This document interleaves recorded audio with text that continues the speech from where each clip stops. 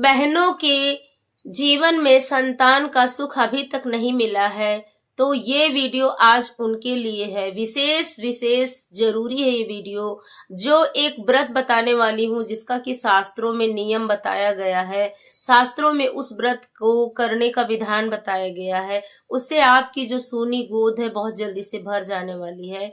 बिल्कुल इस बात पे आप भरोसा कर सकती हैं। ऐसा एक उपाय लेकर के आई हूं मैं, जो बिल्कुल शास्त्रों में वर्णित है। मैं अपने मन से बिल्कुल नहीं बोल रही हूँ। राधे राधे मित्रों, मैं हूँ रीना शुक्ला और मेरे चैनल मेरो वृंदावन में आप सभी का स्वागत है। सभी जगह जा करके, सभी मंदिर में, सभी देवताओं की पूजा पाठ करके अगर आप हार गई हैं, थक गई हैं, तो आज मैं आपको एक विशेष व्रत बताने वाली हूँ। उस व्रत का नाम आप सब जानते हैं, उससे बिल्कुल आप परिचित हैं, बिल्कुल भी अनजान नहीं है। वही व्रत मैं आपको बता रही हूँ, वो बहुत ही फलदायी व्रत है। देखिए, व्रत मैं बता रही हूँ प्रदोष का व्रत। प्रदोष का व्रत अगर आप करती हैं, तो अगर उसमें कुछ गलतियां हो रही हैं, उसकी वजह से भी हो सकता है कि वो फलित ना हो रहा हो, तो उस पे भी आपको ध्यान देना है कि ऐसी कौन सी गलतियां हैं जो जाने अनजाने में आपसे हो रही हैं। प्रदोष के व्रत का ऐसा कौन सा नियम है जो आप पूरी तरह से नहीं निभा पा रही हैं, इस बात का पूर्ण रूप से ध्यान देना है। और प्रदोष व्रत कौन से दिन पे जब प्रदोष पड़े, उसको उठाने से हमें संतान की प्राप्ति होगी, इस बात का भी ख्याल रखना है।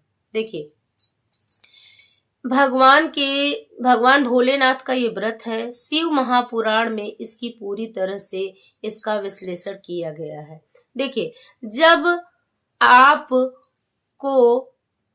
पुत्र प्राप्ति की इच्छा है, बहुत दिन से आपकी गोद सूनी है, शादी को बहुत साल हो गए हैं और पुत्र की प्राप्ति नहीं हुई है, तो आपके लिए है शनिवार का प्रदोष व्रत।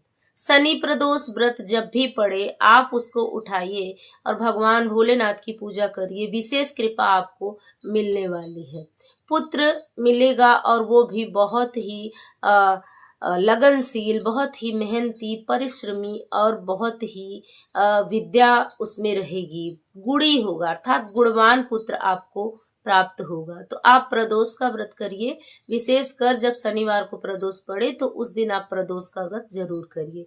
पुत्र की प्राप्ति आपको बहुत जल्दी, शीघ्र ही देने वाले, क्योंकि भोलेनाथ महादेव तो बहुत बड़े भोले भाले हैं, आपको पता ही है। बस थोड़ा सा लगन की जरूरत है। अभी देखिए, प्रदोष व्रत तो आप शुरू कर दे रही हैं, शनि प्रदोष व्रत कर रही हैं, लेकिन उसमें क्या ऐसी गलती है जिसकी वजह से ऐसी प्रॉब्लम्स हो रही है कि मनोकामना पूर्ण नहीं हो रही है? तो निष्ठा से तो आप व्रत करती ही हैं, पता है मुझे, लेकिन थोड़ा थोड़ा ध्यान रखना है।